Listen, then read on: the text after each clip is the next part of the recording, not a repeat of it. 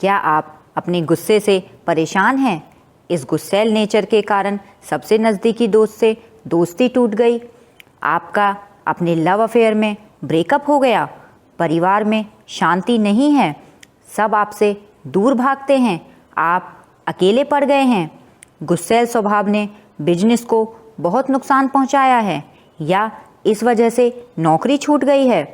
सफलता के करीब पहुंच गए थे लेकिन एंगर ने खेल बिगाड़ दिया। नमस्कार, आज मैं बात करूंगी कि आप अपने एंगर को कैसे मैनेज करें कि वह आपके लिए नुकसानदायक नहीं बल्कि फ़ायदेमंद हो जाए और आपकी इमेज एक कूल और काम इंसान की बन जाए। राष्ट्र ऋषि चाणक्य ने कहा है, जिस प्रकार खौलते हुए जल में हम अपना प्रतिबिंब नहीं देख सकते, उसी प्रकार क्रोध में हम अपना हित नहीं देख सकते। क्रोध आपको अंधा कर देता है और आप अपना ही नुकसान कर बैठते हैं। एंगर एक डोमिनेटिंग इमोशन है जो आपके दूसरे सारे इमोशंस को सप्रेस कर देता है और आपके सोचने समझने की शक्ति को बंधक बना लेता है। लेकिन क्या एंगर को कंट्रोल करना पॉसिबल नहीं है? क्या हम एंगर की एनर्जी को चैनलाइज कर उसका सदुपयोग नहीं कर सकते? तो इसका जवाब हाँ है।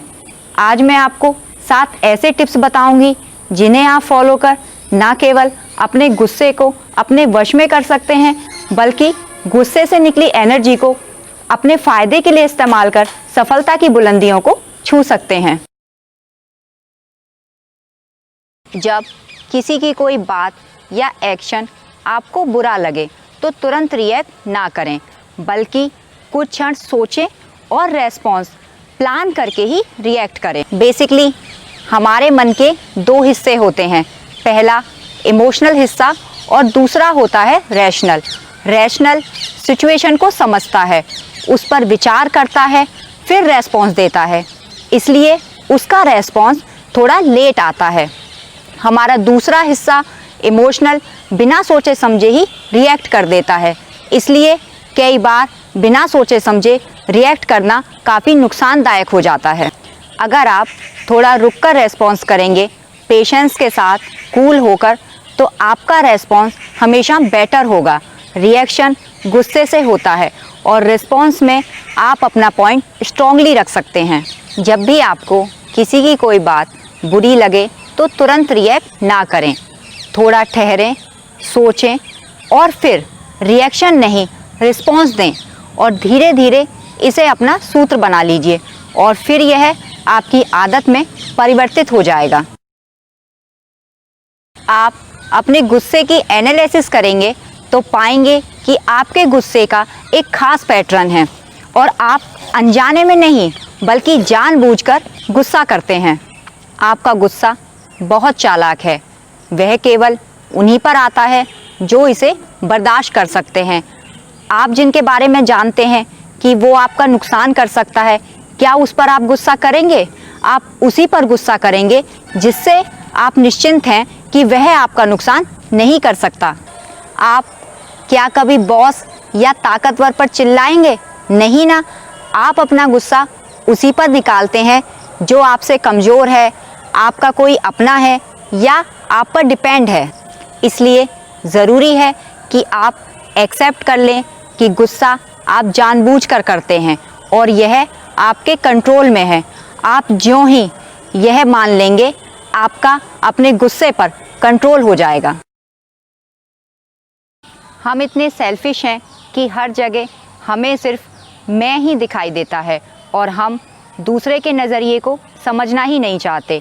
और अगर कोई हम पर या हमारे आइडिया, थॉट या एक्शन के अगेंस्ट बोलता है तो हमारा ईगो हर्ट हो जाता है और हमें गुस्सा आता है। हमें यह ध्यान रखना चाहिए कि दूसरे का भी अपना दृष्टिकोण हो सकता है और उसका दृष्टिकोण यह ज़रूरी नहीं कि हमारे समान ही हो।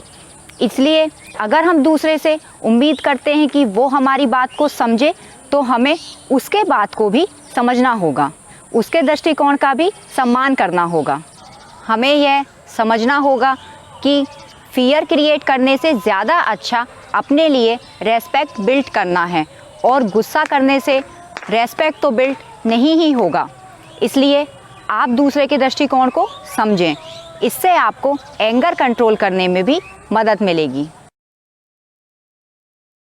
वैसे तो सबके गुस्से के अलग अलग कारण होते हैं और वे कारण हमारी पर्सनैलिटी पर डिपेंड करते हैं, लेकिन कुछ कॉमन चीज़ें हैं जो हमें गुस्सा दिलाती हैं। हर किसी के स्ट्रॉन्ग लाइक्स और डिसलाइक होते हैं और वो हर इंसान उन लाइक्स और डिसलाइक से इमोशनली अटैच्ड होता है। अगर उनमें थोड़ी भी छेड़खानी होती है तो उसका गुस्सा फूट पड़ता है। आपको बस इतना करना है कि अपने लाइक्स और डिसलाइक्स की एक लिस्ट बना लेनी है और देखना है कि ये चीज़ें कितनी रैशनल हैं। अगर रैशनल हैं तो ठीक है, और अगर रैशनल नहीं हैं तो इन्हें चेंज कीजिए। और रैशनल चीज़ों पे भी लड़ाई करने या गुस्सा करने की क्या ज़रूरत है। गुस्सा तो आपको कमज़ोर करता है, आपकी हार्ट बीट तेज़ हो जाती है, कई लोग तो कांपने तक लगते हैं। ऐसे में आप अपनी बात कैसे समझा पाएंगे? इसलिए पेशेंस के साथ कूल होकर अपनी बात रखिए और कई बार तो इग्नोर करना ज़्यादा बेहतर होता है। हर किसी के सामने खुद को प्रूव करने की क्या ज़रूरत है। जिन्हें बड़े लक्ष्यों तक जाना होता है वो हर छोटी बात पर ध्यान ना दें तो ही बेहतर, क्योंकि अगर हम छोटी छोटी बातों पर ध्यान देंगे तो अपने लक्ष्य से भटक जाएंगे। प्राणायाम और मेडिटेशन भी एंगर मैनेजमेंट के लिए बहुत यूज़फुल होता है। यह आपको काम और कूल रखने में मदद करता है। आप नियमित तौर पर शीतली, भ्रामरी, उद्गीत प्राणायाम के 5 राउंड का अभ्यास ज़रूर करें। साथ ही 5 मिनट तक अनुलोम विलोम प्राणायाम का अभ्यास करें। इससे आपको एंगर मैनेजमेंट में बहुत हेल्प मिलेगी। आपको खुद पर नियंत्रण करना सीखना होगा और यह बहुत मुश्किल नहीं है। धीरे धीरे प्रैक्टिस करने से यह हो जाता है। आपको जब भी गुस्सा आए आप तुरंत कुछ और सोचने लगें, कुछ भी जो भी आपको अच्छा लगता हो, क्योंकि अगर आप उसी घटना या इंसान के बारे में सोचेंगे जिसके कारण आप गुस्सा हैं तो आपका गुस्सा बढ़ेगा ही। इसके साथ ही साथ आप खुद को कहीं और इंगेज कर लीजिए। आप गाने सुन लीजिए, मूवी देख लीजिए या किताबें पढ़ लीजिए। साथ ही साथ गहरी सांस लीजिए और 1 गिलास ठंडा पानी पीजिए। यह आपको कूल करने में मदद करेगा। सेल्फ कंट्रोल का एक तरीका यह भी है कि आप पहले ही प्रॉब्लम्स को भांप लीजिए कि क्या होने वाला है और उसी अनुसार अपना रिस्पॉन्स प्लान कर लीजिए। मान लीजिए आप ऐसी जगह जाने वाले हैं जहां हॉट टॉक होने की संभावना है, तो आप पहले ही अपना रिस्पॉन्स डिसाइड कर लीजिए कि आप कूल रहेंगे, पेशेंस रखेंगे और स्ट्रांगली अपना पॉइंट रखेंगे। एंगर में अनलिमिटेड एनर्जी होती है। यह एटॉमिक पावर की तरह है, जिसका सही तरीके से यूज़ किया गया तो इलेक्ट्रिसिटी जनरेट होगी और अगर नेगेटिव यूज़ हुआ तो एटम बॉम्ब बनेगा। डिसाइड आपको करना है कि आपको अपने गुस्से की एनर्जी को कंस्ट्रक्टिव वे में यूज़ करना है या डिस्ट्रैक्टिव वे में। हाँ, इतना ज़रूर याद रखिएगा कि डिस्ट्रैक्टिव यूज़ आपके लिए भी बहुत नुकसानदायक होगा। मान लीजिए कि लोग आपका मजाक उड़ाते हैं कि आप बेरोज़गार हैं या कोई ख़ास काम नहीं करते हैं, तो इससे आपके अंदर गुस्से का उबाल आएगा और आप गुस्से में आएंगे तो सबसे आपका झगड़ा होगा और इसमें आपकी एनर्जी बर्बाद होगी। अगर मजाक उड़ाने वाला ताकतवर है तो आप अंदर ही अंदर कुड़ेंगे, नशा करेंगे, बेचैन होंगे या हो सकता है अपने आप को हार्म भी पहुंचाएं। दोनों सिचुएशंस में नुकसान आपका ही है।